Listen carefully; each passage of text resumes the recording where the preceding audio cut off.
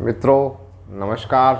एक बार फिर हमारे चैनल पर आपका हार्दिक स्वागत है, अभिनंदन है। मित्रों, हम लगातार हिंदी व्याकरण पर आपसे मुखातिब हो रहे हैं और लगातार होते रहेंगे। हमने गत 2 वीडियो में समास पर बात की थी। पहले समास के कुछ आधारभूत बातें की थी और फिर अव्ययी भाव समास को अच्छी तरह से आपके समक्ष रखा था। आज हम उसी कड़ी में इस तत्पुरुष समास को समझने की कोशिश करते हैं। मित्रों, जब हम समास की पहली बार बात कर रहे थे तब मैंने बताया था कि समास पद की प्रधानता के आधार पर 4 प्रकार से बनते हैं। तो वही बात यहाँ तत्पुरुष समास में करेंगे। तत्पुरुष समास को जब संधि करते हैं तो इसमें तद और पुरुष 2 शब्द हैं। चूँकि जहाँ पर भी ध्वन्यात्मक मेल होगा और संधि के नियम कायदे आएंगे तो समास में स्वाभाविक रूप से संधि हो जाएगी। इस बात को स्पष्ट ध्यान से रख लेना। जैसे विद्यालय है तो अब विद्या के लिए आलय होता है शब्द, तो विद्या और धन आलय। तो जब हम इसको मिला रहे हैं तो संधि कर रहे हैं, तो यहाँ संधि भी हो रही है और समास भी हो रही है। और जहाँ संयोग से कोई शब्द आपस में मिलेंगे वहाँ संधि नहीं होगी, संयोग होगा और समास होगा। जैसे यज्ञशाला है, जैसे मान लो युवराज है, तो कोई आवश्यक नहीं है कि वहाँ सब जगह संधि हो और समास हो। कई जगह जहाँ स्वाभाविक रूप से वर्णों का विकार हो रहा है, संधि के नियम कायदे के अनुसार मेल हो रहा है, वहाँ संधि होगी और समास अपनी प्रक्रिया से संपादित होंगे। तो इसलिए संधि और समास में केवल अंतर को नहीं समझना है, इसमें समानता भी है। समानता इस रूप में है कि जहाँ पर भी शब्दों का ध्वन्यात्मक आपस में मेल होगा संधि के नियम कायदों से, वहाँ संधि होगी। अब जैसे तत्पुरुष है तो इसमें वही अपनी अघोष वाली संधि है, तो इसका संधि का ये हम जब बात कर रहे थे कि तद होता है या तत्व होता है तो तद ही होता है, और इसका संधि करेंगे तो ये हो गया तत्पुरुष। तत्पुरुष मतलब वह पुरुष। तो इसको हम 2 तरह से खोल सकते हैं। कैसे? इसके तद के रूप चलते हैं। सह तौ ते तत् तौ तान तेन ताभ्याम तस्महि, ऐसे। तो इसको अगर हम करते हैं तस्य पुरुषः, संस्कृत करेंगे तो पुरुषः हो जाएगा, तब तो ये बनता है तत्पुरुष समास। और जैसे ही इसका विच्छेद होगा सह पुरुषः, तब ये समास बन जाएगा कर्मधारय समास। इस बात को मित्रों ध्यान से समझना है कि समास जो दूसरा पद प्रधानता की बात कर रहे हैं, जिसमें दूसरा पद प्रधान होता है, जिसमें ये दूसरा पद प्रधान है,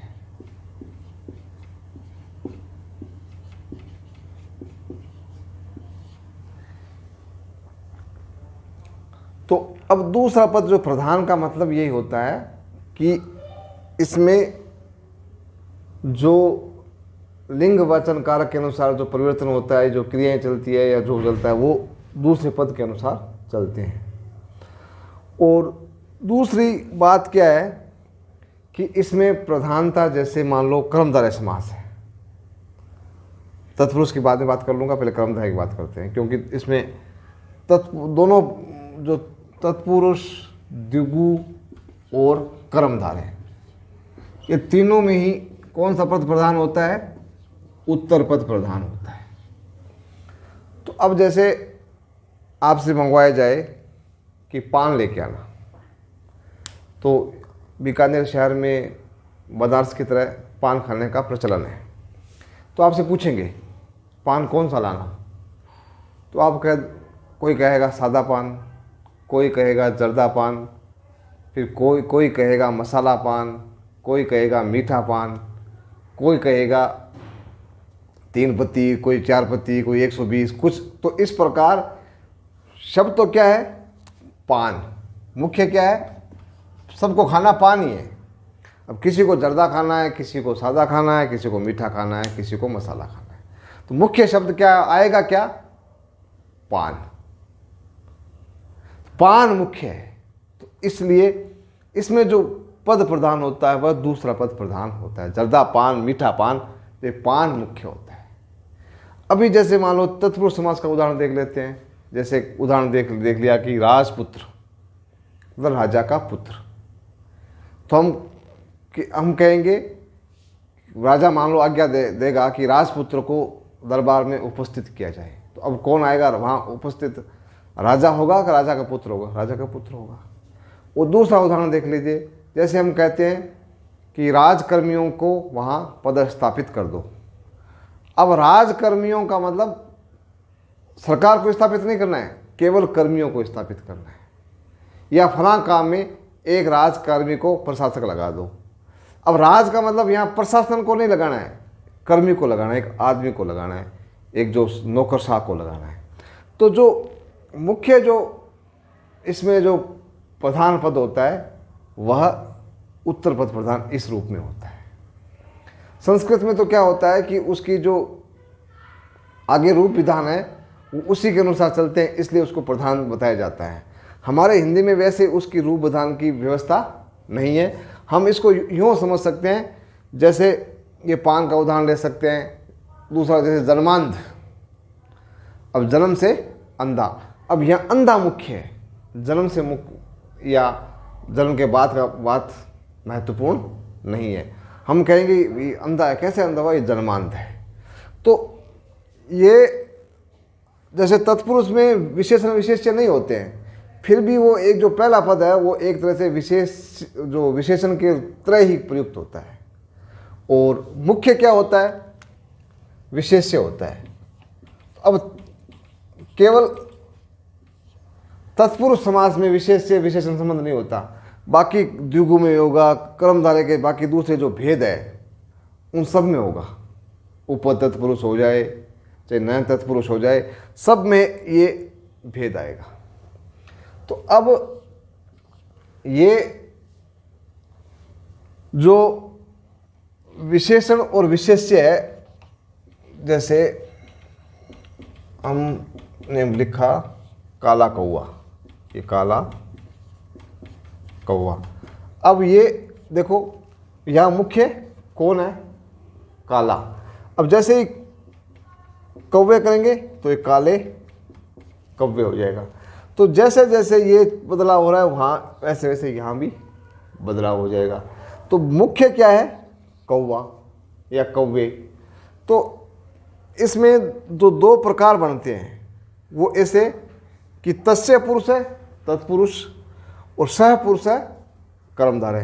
अब तस्य पुरुष का मतलब जो दूसरी जो विभक्ति है, द्वितीया, कर्ता ने कर्म, कर्म से लेकर के जो सप्तमी विभक्ति है वहाँ लोप करके जो समास बनता है वो सारा है तत्पुरुष समास। इसी को बोलते हैं व्यधिकरण। तत्पुरुष के दो तत्पुरुष हो जाएंगे तो भेद हो जाएंगे, एक व्यधिकरण, एक समानाधिकरण। समानाधिकरण, अधिकरण का मतलब जहाँ पर वो उसका आधार है, जहाँ पर वो स्थित है। और भी धन अधिकरण व्यधिकरण है, और समान धन अधिकरण तो जब बराबर बैठा हुआ है वो तो है कर्मधारय, और थोड़ा सा ऊपर नीचे है वो है व्यधिकरण। तो जैसे दूसरी से विभक्ति से लेकर के सप्तमी विभक्ति के जो समास बनते हैं वो तो आ जाएंगे तत्पुरुष में, और प्रथमा विभक्ति वाले जो समास आएंगे वो आ जाएंगे कर्मधारय। जैसे सह पुरुष है रामः, तो ये प्रथमा विभक्ति है। तो तो प्रथमा वाले जो सारे उदाहरण हैं वो कर्मधारय आ जाएंगे। इसमें विशेषता क्या आएगी, यहाँ विशेषण विशेष्य संबंध होंगे, उपमेय उपमान के संबंध होंगे, वहाँ कर्मधारय होगा। और अगर वो पूर्व विशेषण संख्यावाची है तो द्विगु हो जाएगा। आप ये गौर करना कि एक अलुक तत्पुरुष को छोड़ करके सारे जो उदाहरण हैं वो बाकी कर्मधारय में आएंगे। द्विगु भी कर्मधारय का एक पार्ट है, न तत्पुरुष भी कर्मधारय का एक पार्ट है। तो एक तरह से हम यूँ समझ सकते हैं कि समास तत्पुरुष उसके दो भेद हो सकते हैं, तस्य पुरुष है और सह पुरुष है। तस्य पुरुष है व्यधिकरण और सह पुरुष है समानाधिकरण, मतलब बराबर बैठे हैं दोनों। जैसे एक आसन पर दोनों विराज रहे हैं वो है व्यधिकरण, समानाधिकरण, और अलग अलग बैठे हैं वो व्यधिकरण। मतलब इसमें क्या होता है कि जो तत्पुरुष समास है उसमें दोनों विभक्तियां भिन्न भिन्न होती है, और यहाँ दोनों विभक्तियां एक जैसी होती है संस्कृत में, इसलिए इनको ये नाम दिया गया है। हिंदी में हम इसको यूँ समझ सकते हैं कि जब आप कर्ता ने कर्म को कर्म तत्पुरुष से लेकर के जो अधिकरण तत्पुरुष तक जो भेद आएंगे वो सब तत्पुरुष के आएंगे, अलुक तत्पुरुष आएगा वो इसमें भेद आएगा, और बाकी सारे उदाहरण जो आएंगे वो इस कर्मधारय समास के आएंगे। तो जो इस बात को अच्छी तरह से आप नोट भी कर लेना और मस्तिष्क में स्थापित कर लेना कि इस प्रकार ये जो तत्पुरुष समास है उसके दो भेद बनते हैं, एक व्यधिकरण, एक समानाधिकरण, एक कर्मधारय और एक तत्पुरुष, फिर कर्मधारय के ये पार्ट बनते हैं। तो हम भ्रमवश ये समझ लेते हैं कि कर्मधारय समास अलग है या द्विगु समास अलग है या फिर उप तत्पुरुष अलग है, नय तत्पुरुष अलग है। ये सब केवल ये दो ही विभाजन के भेद हैं, तत्पुरुष के और कर्मधारय के। इस बात को अच्छी तरह से समझ लेना। अब ये प्रधानता वाली बात भी आपको अच्छी तरह समझ में आ गई होगी, क्योंकि यहाँ उत्तर पद ही प्रधान होता है, उसी के अनुसार पूरा वाक्य में रूप विधान रहता है। और जब हम कहते हैं कि राज पुरुष को उपस्थित करो, तो यहाँ राजा उपस्थित नहीं होता है, केवल पुरुष उपस्थित होता है। इसका मतलब पुरुष मुख्य है। वो राजा तो एक तरह से उसकी विशेषता बता, राजा पुत्र किसका, राजा का, उसको बुलाओ। तो यहाँ तत्पुरुष समास में जो है उत्तर पद इस प्रकार प्रधान होता है। विशेषण विशेषण में आपको वैसे ही पता है, उपमेय उपमान में वैसे ही पता है, उपमेय मुख्य होता है, उपमान उसका सहायक बात होता है। जैसे मान लो चरण कमल, तो यहाँ चरण मुख्य है, कमल मुख्य नहीं है, तो चरण क्या हुआ, उपमेय हुआ, और कमल क्या हुआ, उपमान हुआ। तो सभी समासों में जो इस तत्पुरुष के जो भेद हैं उनमें उत्तर पद प्रधान होता है। अब हम जो तत्पुरुष समास के जो ये 6 प्रकार से भेद बनते हैं उन भेदों को उदाहरण के साथ समझने की कोशिश करते हैं। पहला ये समझ लो कि कर्ता के साथ क्या आता है, विभक्ति आती है ने, फिर कर्ता ने, फिर कर्म को कर्ण से, कर्ता ने कर्म को कर्ण से संप्रदान का कारक चिन्ह होता है के लिए, अपादान से इसमें अलग होने का भाव आता है, ये द्वारा के भाव में आता है। जैसे बस यात्रा, ये अलग होने के भाव में आता है। जैसे पद मुक्त, अपादान से संबंध का की के, ये एक दूसरे के साथ रिश्ता बताने के लिए रा री रे का की के, इस प्रकार का इसका चिन्ह आता है। रा री रे। फिर अधिकरण, अधिकरण जिसमें आधार, जैसे जल में मग्न, तो अधिकरण में आता है या इसका पर आता है। तो यहाँ से लेकर के यहाँ तक जो कारक चिन्ह लोप करके समास बनाया जाता है उसके आधार पर इस कर्ण तत्पुरुष समास के भेद बनते हैं। हालांकि परीक्षा में इन भेदों के बारे में नहीं पूछा जाता है, केवल यही पूछा जाता है कि इसमें तत्पुरुष समास है या नहीं है। तो आप इसमें किसी प्रकार की कोई कन्फ्यूजन मत होना। तो केवल समझने के लिए, आज से ज़्यादा उदाहरण समझने के लिए आप इन चीज़ों को समझ सकते हैं। अब इनको एक बार आप नोट कर लीजिए, फिर हम एक एक करके इस समास को समझने की कोशिश करते हैं। अब जो पहला समास हो गया कर्ता ने कर्म, कर्म तत्पुरुष। तो कर्म में किसका लोप होगा? को का लोप होगा। ये कुछ उदाहरण लिख सकते हैं, जैसे शरणागत, जैसे मरणासन, मरणासन, मरने को आसन। जैसे तर्क संगत, तर्क को संगत। जैसे मनोहर, मन को हरने वाला। जैसे देशगत, देश को जाने वाला। आदर्शोन्मुख, आदर्श को उन्मुख। यथार्थोन्मुख, यथार्थ को उन्मुख। आशातीत, आशा को अतीत। तो इस प्रकार जहाँ पर भी को का लोप होता हो और समास बना हुआ हो, उसको हम कहते हैं कर्म तत्पुरुष। यह प्रश्न ऐसे नहीं पूछा जाता है कि कर्म तत्पुरुष कहाँ है, केवल अपने को समझने के लिहाज से इस प्रकार की बातें आपको बताई जा रही है। और इसके उदाहरण हो सकते हैं, वो उदाहरण मेरे आप टेलीग्राम चैनल पर जाकर देख सकते हैं। दूसरा ये कर्म हो गया। उसके बाद में कौन सा समास होगा?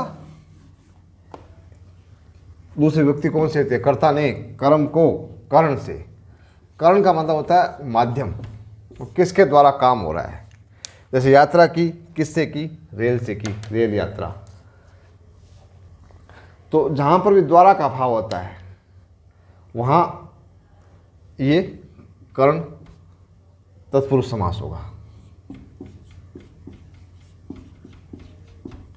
कैसे? जैसे एक तो पुस्तकों को जैसे लिखते हैं, जैसे तुलसीकृत, वाल्मीकिकृत, को नया लेखक हो, अज्ञेयकृत, कुछ भी किताब आ जाए तो कृत वाले जो भी उदाहरण आएंगे वो इसमें कर्ण में आ जाएंगे। ऐसे जैसे कष्ट साध्य, बुद्धि साध्य, श्रम साध्य, तब इसमें वही आएगा कष्ट से साध्य, तुलसी से कृत या तुलसी द्वारा कृत। ऐसे गुण वाले, गुण युक्त, गुण से युक्त। जैसे रस भरा, रस सिक्त, या कपड़ छान, कपड़े द्वारा छाना हुआ, कपड़ मतलब कपड़े द्वारा छाना हुआ। तो इस प्रकार ये तो हम समास किया है और वो विग्रह कर रहे हैं। बीच जैसे मैं बोल रहा हूँ, तुलसी द्वारा कृत, रस से भरा हुआ, कष्ट से साध्य, गुण से युक्त, कपड़ा द्वारा छना हुआ, ये इसका विग्रह है।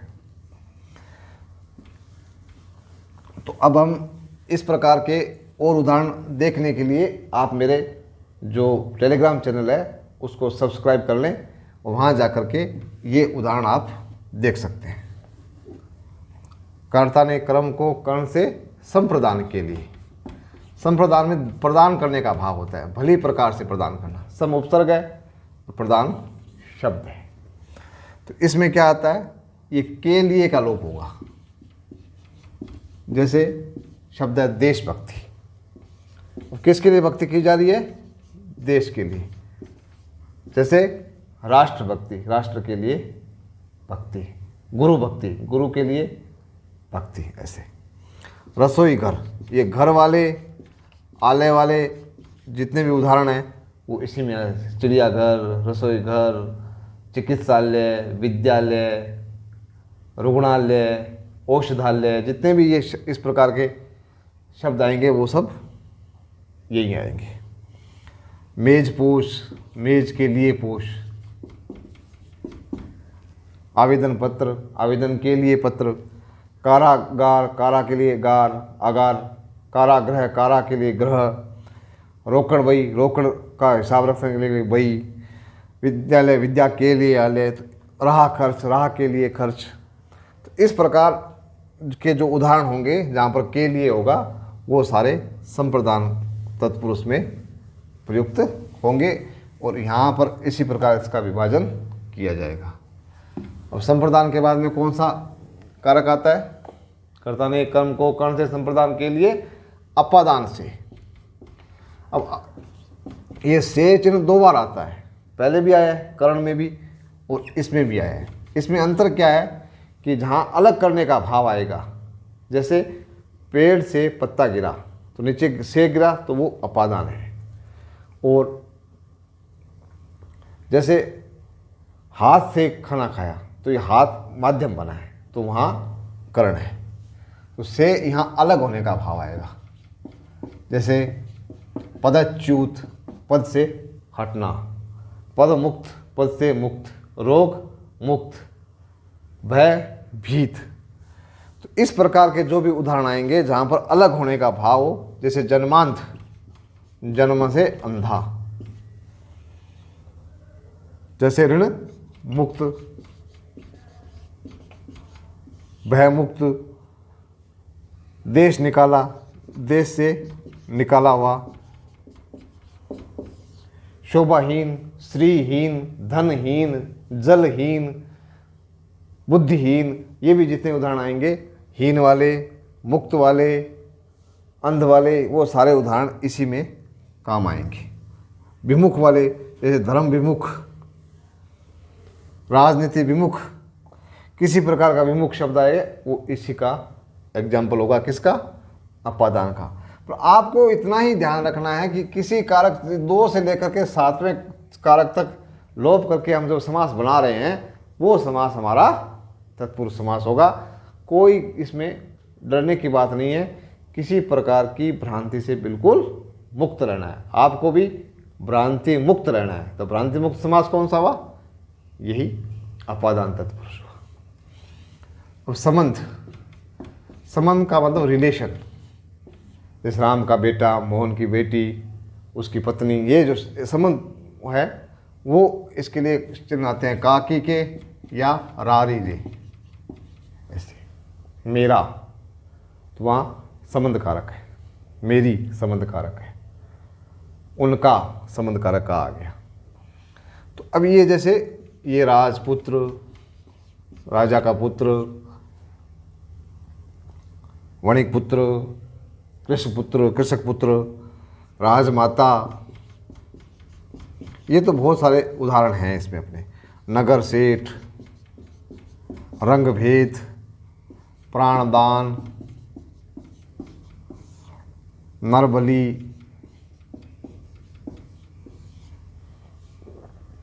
तो जहाँ पर भी का की के का लोप होकर के समास बनता है वह संबंध तत्पुरुष होगा। इसमें तो कोई ज़्यादा भ्रम की गुंजाइश नहीं है। अब एक हमारा अंतिम प्रकार रह गया तत्पुरुष का, वह है अधिकरण तत्पुरुष। तो अधिकरण तत्पुरुष का मतलब यही है कि यहाँ पर कोई आधार होगा, जैसे दवात में शई, तो यहाँ में है वो आधार है।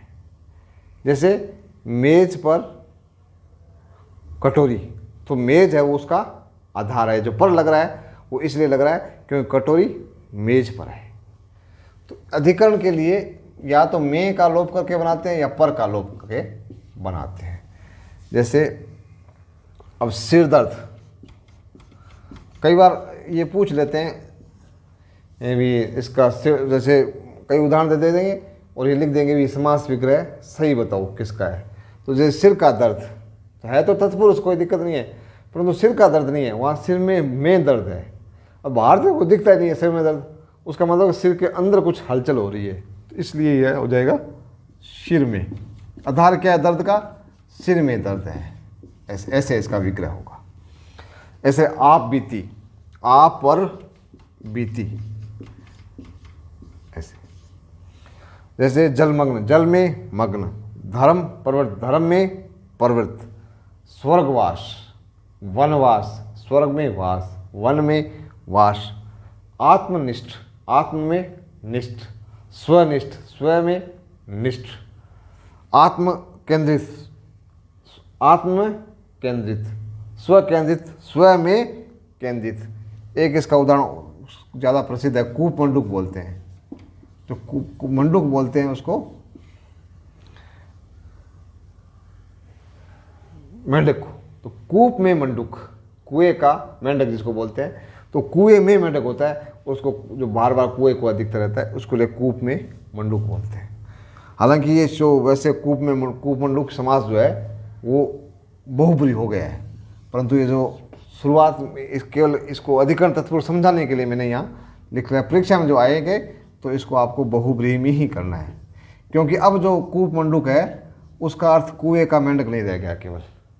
अब कूप मंडूक उसको कहते हैं जिसको बाहरी दुनिया का बहुत कम ज्ञान है और केवल छोटे से ज्ञान के आधार पर वो अहंकार कर लिया है। ऐसे व्यक्तियों के लिए ही कूप मंडूक शब्द का प्रयोग किया जाता है।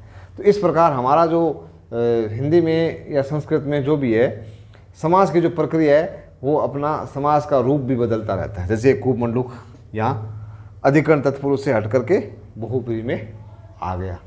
तो ऐसे बहुत से उदाहरण हैं जो पहले तत्पुरुष थे या अव्यय भाव थे वो बहुब्रीहि बन गए।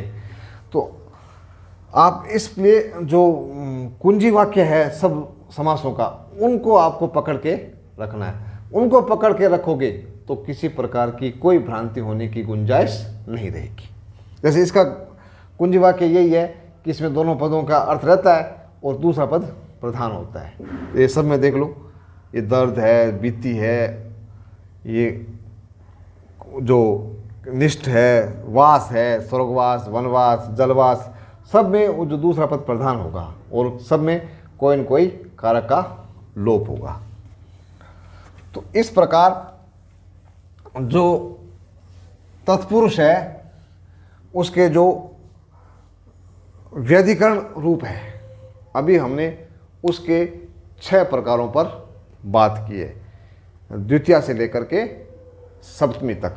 इसको हम इस प्रकार कह सकते हैं: कर्ण तत्पुरुष, संप्रदान तत्पुरुष, अधिकरण तत्पुरुष, समन तत्पुरुष। इस प्रकार इनको 6 भागों में बांट करके भिन्न भिन्न उदाहरणों के साथ हम अभ्यास कर सकते हैं। अब इस वीडियो में आपको 2 चीज़ें बहुत अच्छी तरह से समझनी है कि जो तत्पुरुष समास है उसको 2 भागों में बांट करके समझना है, एक समानाधिकरण, एक व्यधिकरण। तो समानाधिकरण में तत्पुरुष के सारे 6 भेद आ जाएंगे और नहीं, उसमें व्यधिकरण में ये 6 भेद आ जाएंगे और समानाधिकरण में फिर हम कर्मधारय की बात करेंगे, फिर कर्मधारय के उसके अंदर द्विगु वगैरह कुछ और भेद आ जाएंगे।